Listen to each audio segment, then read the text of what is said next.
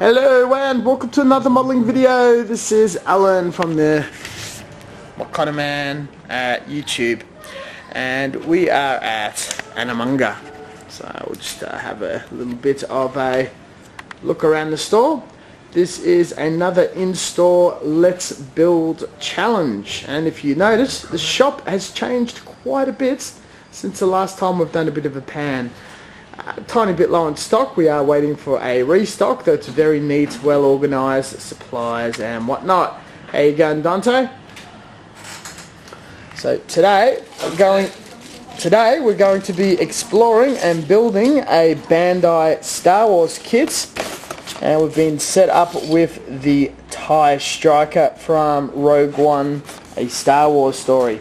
And there is a lot to these Star Wars kits. It's pretty much the epiphany of Bandai engineering and modelling technology, toy making, all that sort of thing. And honestly, the snap, injection moulded detail and colour separation makes these kits on par with toys. They do honestly look like the box arts, and we've got a 2700 retail due to licensing as well as all the cool stuff inside. We'll crack her open and have a bit of a look. Check out those runners. So excuse my brother airbrushing. We are greeted with 4 runners. Some of the parts are quite large, very detailed, less or slightly over 50 parts, and the standardised runner that comes with each aircraft or similarly enough spacecraft. That is the base. 2 of the greys are standard grey runners. Some of them have multimedia. This is different sections of the moulds, stamping, injecting different proportions of the plastic. We've got black, we've got clear, we've got grey, as well as clear bits for the bullets. Interesting scale indicator as well. As Gunpla or Gundam can be quite repetitive and compared or marketed as a toy, I'm glad that these are done in more of a mindset for the scale modeler. We're greeted with both water slide decals, including the edging for the clear parts, and a sticky sheet. The instructions are becoming more diversified. We've got a symbolism guide as well as a few basic tips, recommended tools, how to assemble the snap parts, removing nubs, cleaning up, how to apply the decals and whatnot. They are designated in multiple languages including English, so it should be very easy for us to deal with. The final document is all in black, the instructions. We're given a picture of the actual model and a little indication of a screenshot from the movie itself, a bit of a description and the scale. We've got the parts breakdown in full colour, a few cautionary tales and full coloured renderings, as well as the workflow diagrams of what we're going to build, bit of an index of the orientation we're going to be facing the model, if it's top, bottom and whatnot. The instructions continue in a linear format, showing every single section, all the different functions of the bases, and finally the colour guide if you do choose to paint it, examples of detailing the cockpit and the pilot, as well as a marking guide. The marking guide does explain about the colouring and the 2 types of decals, green stickers, blue water slides. Going straight to the first step, we're looking at the pilot and the first components of the seat and the figure.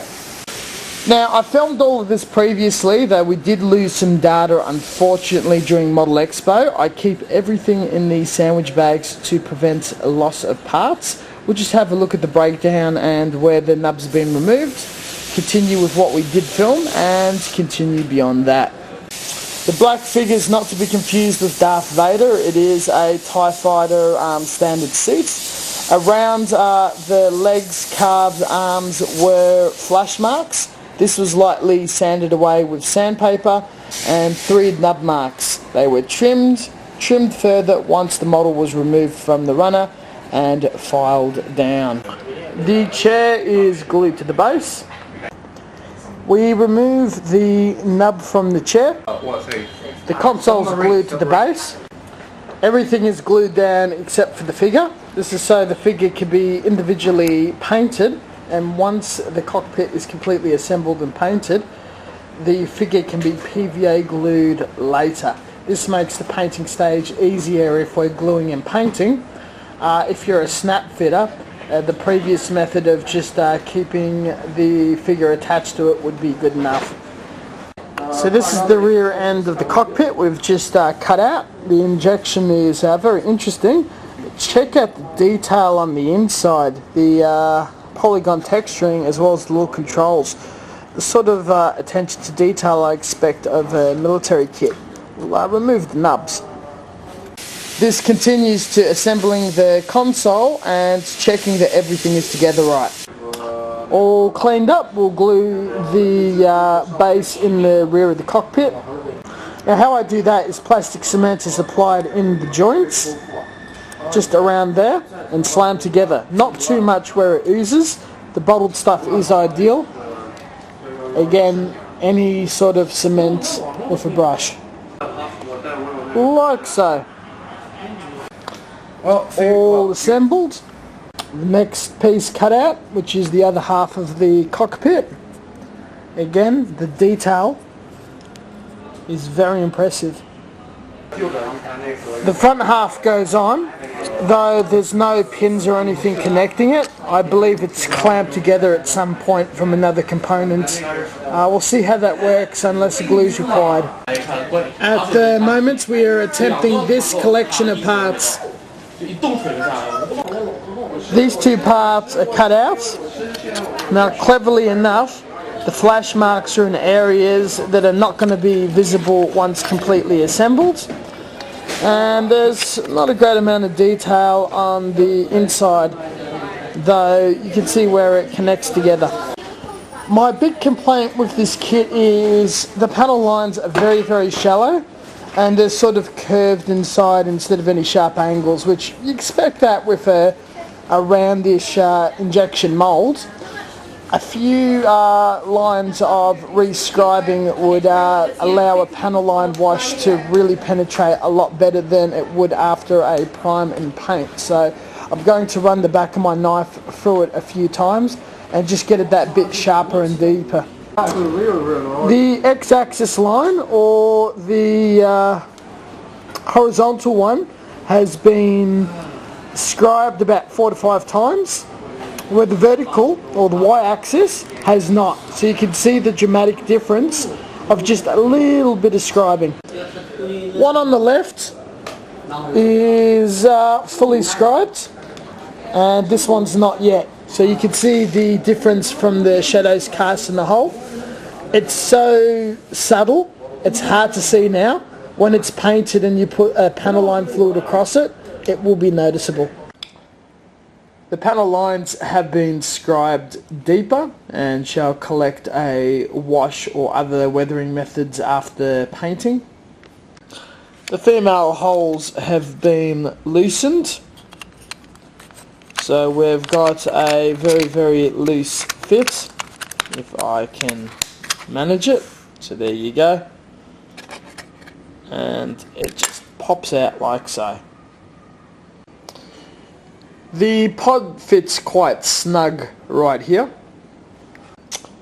and is sandwiched together without issue or incident. 4 mechanical detailed pieces cut out, pretty much finishing off this set of instructions. All cleaned up. Let's test fit them. Snaps fine. We'll remove each piece and cement them.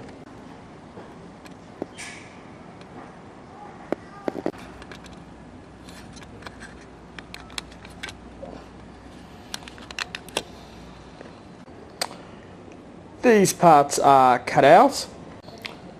No detail on the other side. Holes widened and pegs trimmed for a very loose fit. Nubs trimmed. Panel lines rescribed. And again, holes widened for an easy fit. Now this front piece fits in okay, though if I cut out that element there, it could be glued down and we'll have a small parts count, as there will be a plate attached to that. And chopped. There you go, it's glued into place and it can separate sideways without drama. And there you go, a fairly easy to dismantle pickle. So we'll do this collection of steps now. Gonna cut out some clear parts. Now this is the point where I don't want any stress, cracking or issues, so we'll appropriately pull out the guide hand nippers for this job. 1 and 16 were cut out with normal nippers, but the rest of the nubs will be trimmed with the guide hands. All cleaned up. Now we put away the guide hands, and it's a pretty cool rack, you have to admit. So while we're at it, we're dealing with all the clear pieces. So I've cut them out, and I've also cut out the plastic alternatives if you don't want to deal with it. Bandai gives you plenty of options. The clear bits are detailed, so you can mask and paint. You've got stickers, you've got water slide decals, you've got the non-glass option. I'm going to stick to the glass, and I'm going to use an interesting technique. These two I'll paint, but I'm going to put a wash. I'm going to mask it about a few days later, and it'll be airbrushed like everything else, and the bottom area will have some sort of blue tack or whatnot. This one here is going to be getting the decal treatment. The 3 bottom plastic bits will be discarded. Using panel accent colour by Tamiya, we've got an outline of everything. We're able to mask, do whatever, paint, prime, all that sort of thing. It will not interfere, but we've got exactly the darkened line where we're working around. This visually makes it so much easier. A few more parts chopped out. The grey one is visually stunning. Does look like a bottom part, but underneath is just the connecting joints. All of the nubs have been cleaned up. The back end holes have been widened for a very easy fit and disassembly. All assembled and together. Next is assembly and adding of some weapons. This will also be glued in. These parts are completely tiny, so we'll get some fine tip nippers to remove them. I absolutely hate parts this small. In place and prepared not to fall out. Nicely attached. We've got these collection of parts out. It just goes directly under. All cleaned, assembled and cemented together. Loosened out the bottom and cemented in. These bits and pieces click in. It appears nippers are not required, they just snap out. Skeptical of such, let's try it out. Now I'm going to use nippers. Parts cut out, nubs removed. The grey one will be glued in, the other 2 snapped for painting later. All assembled. We're having a crack at the wings now. Nice big quick easy pieces. 3 bits, a lot of nubs per bit. Going to take careful consideration of the ones on the inside as well. All of the nubs removed, which has taken a little while. Did a test fit so it comes together nicely. Everything overlaps nicely, so instead of looking like a seam, it's just mechanical detail. So the joining line is about there, so you can see how it comes together quite nicely. The second wing, same story, just mirrored, getting a bit tedious at this point. Nubs all removed. There we go, comparing with a bottle of cement, it's really starting to sprawl out. Chopped up, cleaned up, and attaching some more weapons.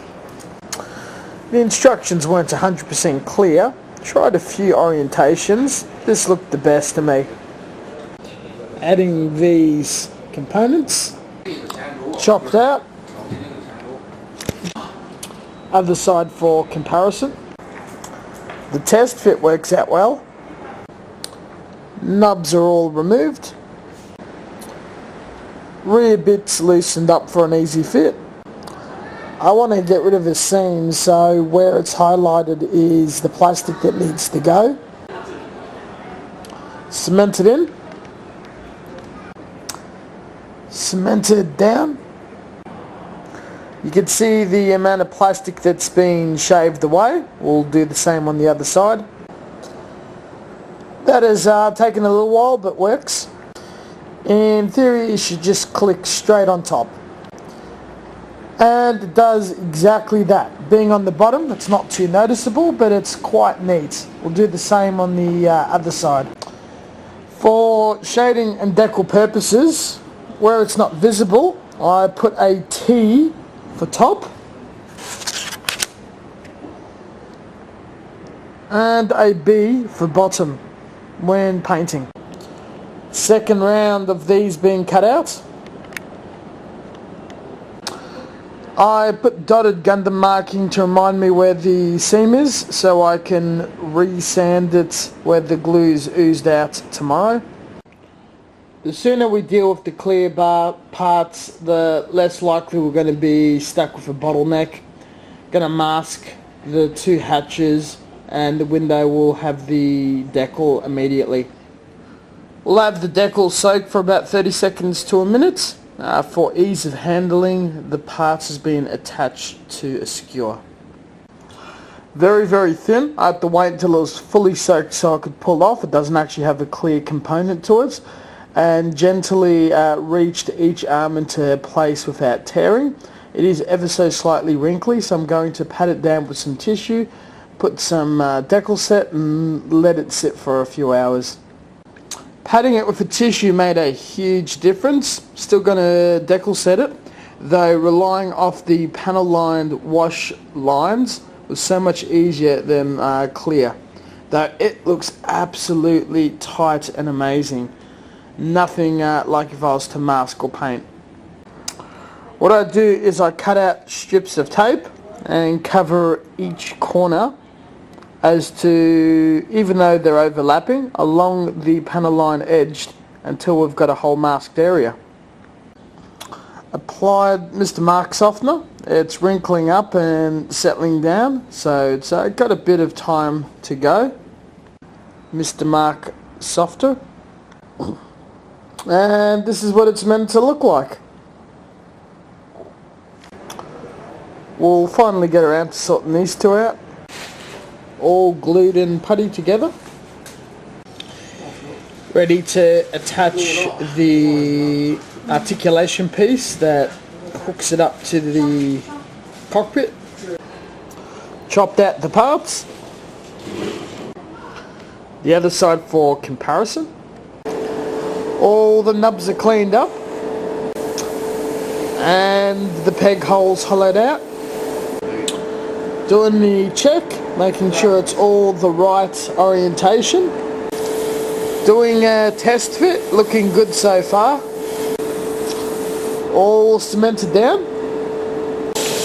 I've sprayed the clear parts lacquer clear gloss to seal the mask, so when I spray other colours, the paint will not seep under the mask. So it's all sealed, ready to go. Once dried, it'd be painted and primed like all the other parts. I will put blue tack underneath it, however. This one, after a few hours drying, put a clear paint down to protect the decal. That part, as soon as it's dried, is pretty much finished and can be snapped in the model during final assembly. After half an hour to an hour drying, it'll be put in a parts bag and ignored. Now we've got the whole wing assembly together. Now at this articulation point the wings can go up and down ever so slightly.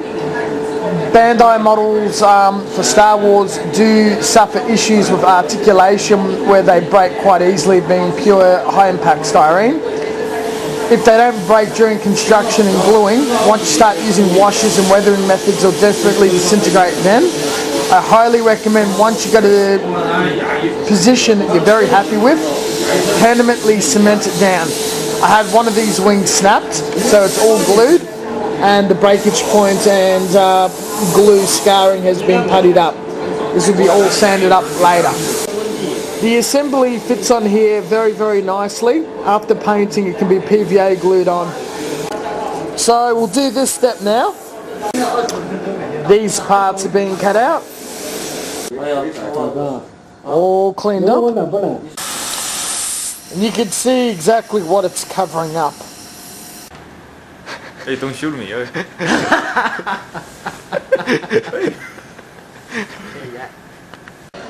Final step on the starship, these two little parts.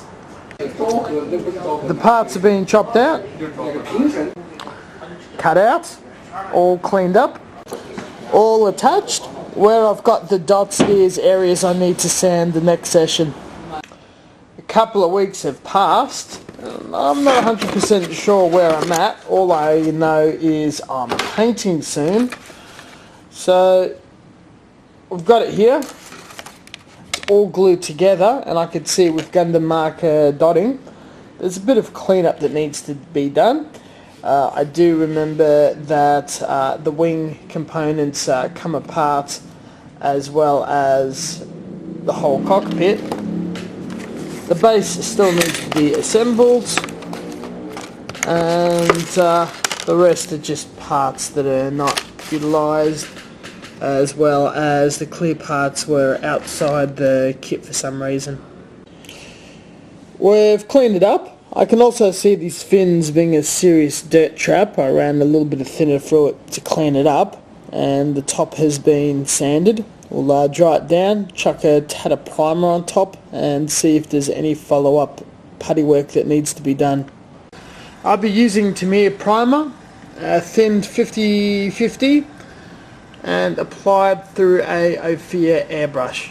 We've just sprayed the top with primer and I can't see any gaps, imperfections or anything. Originally I wasn't too happy, but yeah, with a 2000 grit sandpaper it's going to be as fine as any other surface on the model. We've just added the clear parts. Quick look underneath. So with all of that completed, we'll start assembling the base. And the rest of the steps for the base, we won't be attaching the clear parts though. That's the mounting point on the bottom and the base runners. The parts cut out, nubs removed, seams as well as flash marks cleaned up, assembled and set for a good pose, and we'll attach it into the base. All cut out, all assembled, cleaned up, sanded. There we go, it's all snapped together, looking okay. Touch of sanding, pull apart, and we are ready for painting. I removed a ton of plastic behind the seat and around the rim of this piece, so the fitting is far better and we don't have that gap we've been looking at during the assembling stage. We've got mapped out into 4 section parts. Going to paint that white light grey, medium grey with multiple shadings of different grey. On top of that we're going to put pearlescent blue, pearl white, normal grey, but the inside's going to be candy red, so it's going to look cool. And these will be unpainted but clear coated. Of everything in plastic, it makes it so much easier to sort, and we can paint one bag at a time, dry, then place back before the final assembly. These are the parts I will not be using, including stickers. This silhouette confuses me as it's out of scale. Don't know if you want to paint an Imperial pilot on it or do something else, but it definitely is kind of cool. You can also see the non-glass options for the cockpit. All the parts laid out for painting grey, though we had to do some more putty work that will have to wait to be sanded, though we can prime everything else. All the parts are on skewers. I don't know how I'm going to manage this, we're just going to have to play it by ear.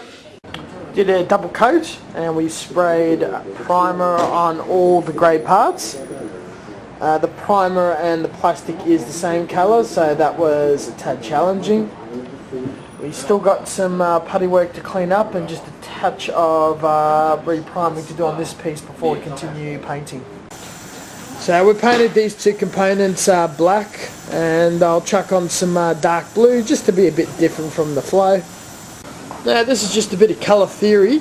To the left is dark blue over black, the other one is black. Black by itself doesn't look very good, and it's a tendency or a courtesy to shade very dark colours over black to get it to look like black. When people look at it from afar or at a quick glance, they'll think it's black, but it looks interesting, intense, shaded, but we all know we've used another colour on top.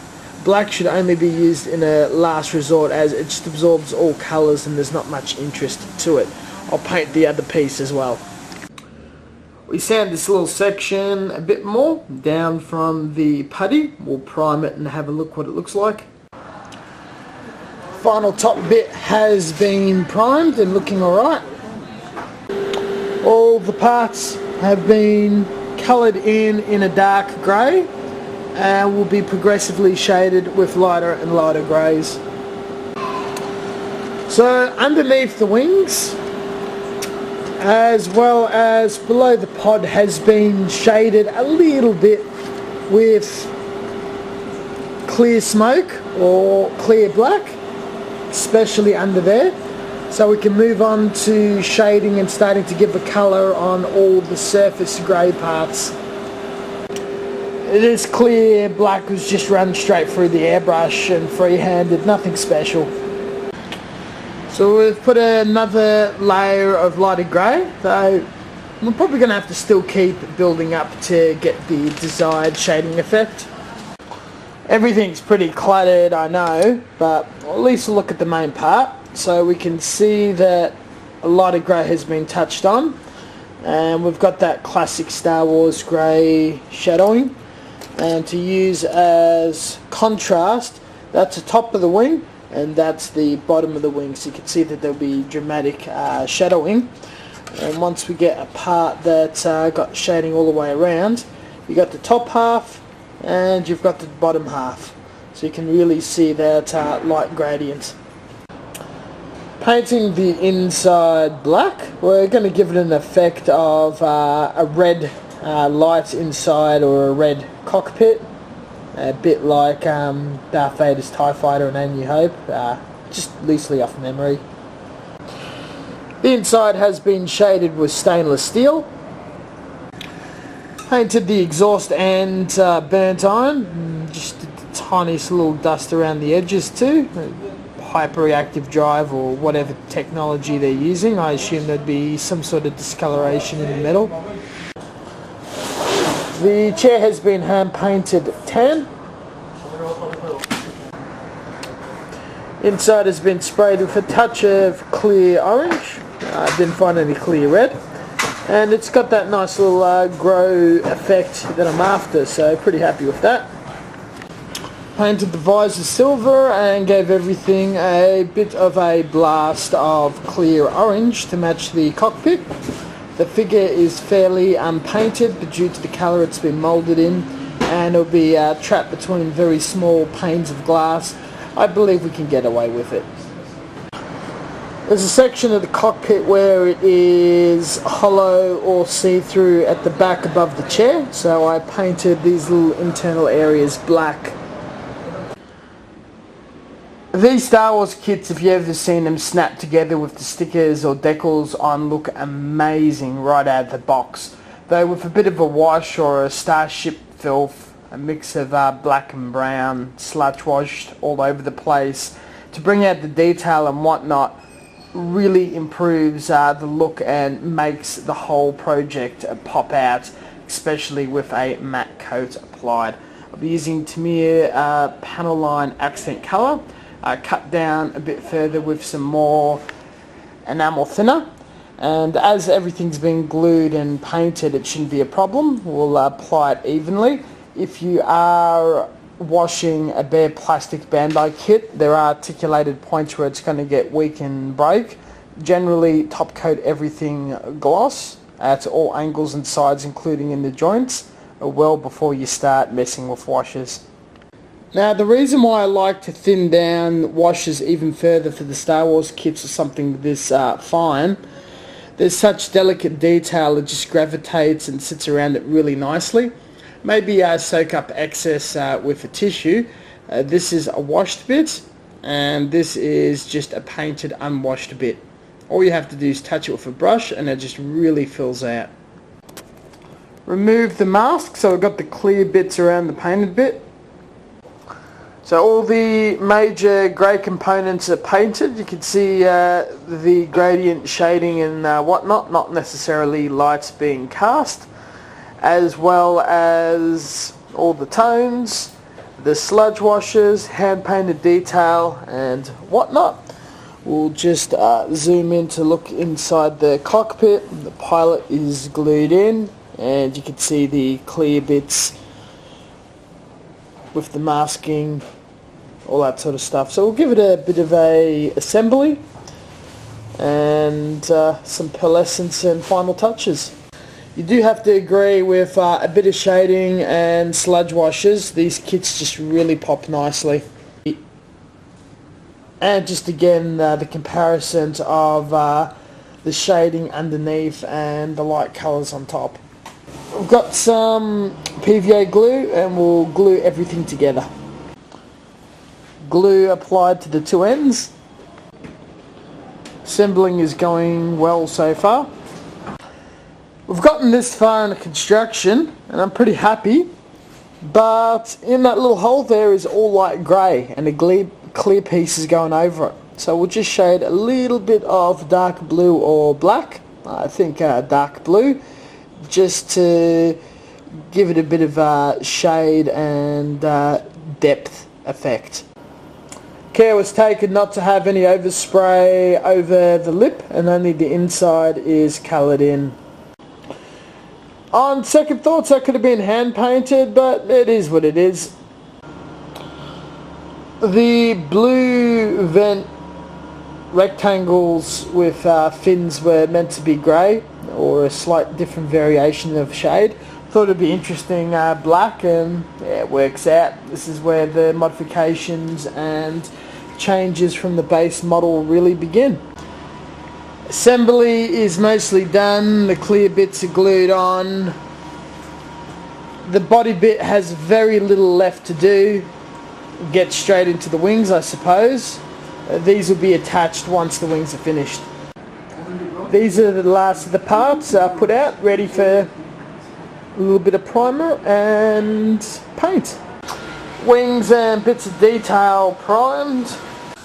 To keep it in theme, I brought some blue pearlescent crystal colour by Mr. Hobby, and we'll spray the main fuselage with that. I've had this around since the second big project on the YouTube channel, the Chisei project. Being 6 to 7 years dry, I doubled the amount of thinner in the jar itself with levelling thinner. Then I poured it in the cup and added 1 part paint or pearlescent to 1.5 part thinner. So there's lots of thinner, and now it's finally at a watery consistency instead of a putty consistency. Did 2 very heavy coats, and that's the effect it's giving us on a black. Though I really like the colour shifting properties when done on a very light colour. And we're getting somewhere, some nice colour changing action. all done, and it's got a very nice metallic-y tinge to it. Bit of an afterglow, especially on the black bits. So that came out quite nicely. We sprayed some lacquer clear on the decals to just give it that extra layer of protection when being used, especially for quite large ones and unpredictable sheets. To make sure that it's not lifting or being funny, you check the back to see that the paint hasn't seeped through, particularly on the corners, which it hasn't. It's just sitting on the top nicely. It's slightly orange peeled, but that's not a big deal. Nothing decal set and another clear coat cannot fix. So the wings and small bits have been painted with gun chrome, nice tinge of blue. We'll dust on a bit of pearl white. Pearl white has been sprayed to give it a nice reflective surface, very bright, very shiny.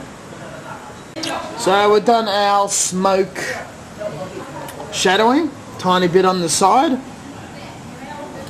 and quite a bit on the wings, so we've got a difference between the bottom and the top.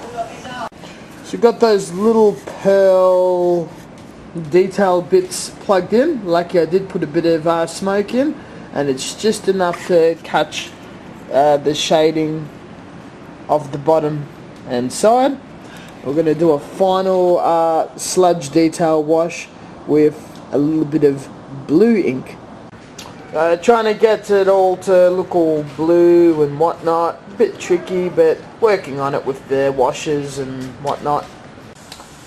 So the blue wash is done, and it's got the effect that I'm looking for. Fortunately, should have kept the clear parts off for the whole time because they fogged off just a little bit, so I can't see the internals. Though it still looks pretty appealing with a build-up of clear gloss. All that requires is the application of the decals. The base got damaged, so I had to glue it into place. This plastic is just very fragile, where the tiniest amount of solvent does get into those joints. With everything dry, we're cutting out the decals and dry fitting them in place where it might be appropriate to stick them. Now, as these decals are oversized for cars and whatnot, it's appropriate for the panel that they're going to fit into to measure up and cut off axis. And there we go, the markings as desired on the wings. So we've got a makeshift decal tray going on. Let's see how it goes. Because of the size and the fact that they got top coated, it took a very long time for them to soak up. 15-20 minutes, and had to handle with great amount of care to slide them, pick them up, reposition if I have to into place. Lots of water on these texture thins that were applied to allow them to sit on it. Now we'll do the other side. Start applying some of these decals. It's got a little nice instruction sheet how to apply the decals. Some of them don't apply to me. In the cockpit I'm not even going to bother for any of them. There's 2 markings right on the head, that's absolutely crazy. So do about 3 or 4 there is around the body, which is mostly these ones and these ones. Leftover water slide. These decals, even though visible, are extremely subtle. So they're not very noticeable, but that's all 5 of them. We'll chuck some top coat, leave it to dry overnight, and final assembly tomorrow. Being a large open surface, I use super clear gloss. Any gloss clear would do is what was laying around to avoid orange peel and to seal these decals. So the clear coat is 100% done. We'll wait for it to dry. The only thing I'm not happy about is the clear bit. At a quick glance, it's not a big deal. Everything else has worked exactly to plan. The wings are kind of a bit close looking to the rest of the body, probably because I use the same filter wash, but the decals definitely make it colourful and interesting. PVA glue has been added in these joints and it'll be sandwiched together. It's been stuck together, but the excess glue needs to be wiped back. And It is finished. This is Alan a few months after being built, editing. Photographing this was a bit of a pain. It's a glorified A-frame tent, takes all the light on the top and the underneath's a bit darkened. Luckily, shadowing with the clear smoke sort of emphasised that and gave an interesting look if it goes to events or outside of where it's displayed. Being the second built Star Wars Bandai kit, the first one completely finished, very impressed. Not a big fan of this design. It was given to me and decided to build it without any emotional attachment, stuffing it up or whatnot. Exploring it for such a video as this, looking at every step detailed, being very playful and full intentions from day one of using the Atasha Decals and doing an anime scheme on something at least once in my modelling career. I think if I kept the wings black it would have looked better, though not go as close to the theme as the Neon Genesis thing as humanly possible. I also think I had some logo decals somewhere at the bottom of the bits box which never got pulled out. That's alright. In the way of building it, did okay. A bit disappointed in the canopy as well as the wing breaking, but the articulation aspects of this is very, very delicate. However, painting it, very pleased how the shading and scheme just pops out and lends itself with the decals. In the way of visual finish, did okay considering I had to bring stuff in and out of Animasia and what I had on hand. If I didn't have anything, that was it for up the days of the build, and it would drag on a bit. It was very, very quick, did not take long to get this far. Also, as a note, is these Let's Build videos, which I've recently got into with the strike and working on a third one. Not uploaded yet, though I feel the content is very interesting in a long-running matter. Definitely clocks up well with the whole watch minutes and aspects of playing around in YouTube success and algorithmness. I'm going to keep making these as a relationship and sponsorship with Animasia and being seen a couple of days a week for a few hours building in store for people to visit. A lot of fun putting this project together. Really enjoyed the video. Pretty happy with the model as well. And yeah, thank you very much for watching and checking out, being this far in watching a long end video. We'll definitely catch you guys, and currently in production of a really long video of a different. I do have quite a few more both figures and Star Wars kits in the stash, and you better believe I will be giving them a fair go with the same amount of attention in weathering, scribing, small modifications, and just having a lot of fun being quite playful, especially the Starship, and just going mad with the schemes, get a few crazy ideas. We'll allow the rest of the video to conclude. So the lighting isn't 100% the best, but we've got a bit of a photo booth to take some photos, a little bit of floor shadowing, and got some nice pictures of the underside, oops, as well as the top side of all of these wonderful decals all over it. We did do the final top coat, dried yesterday. Besides its a few limitations, pretty happy. It is pretty much my first Atasha kit. There we go. Use my normal G12 camera to do all the photos to the 10 megapixel setting. So get all of its glorious detail and whatnot. So I'll chuck it in the window and leave it with the strike, I suppose. Thank you very much for watching. As always, until next time, stay tuned for further content, and we'll get along with our next Let's Build in the store.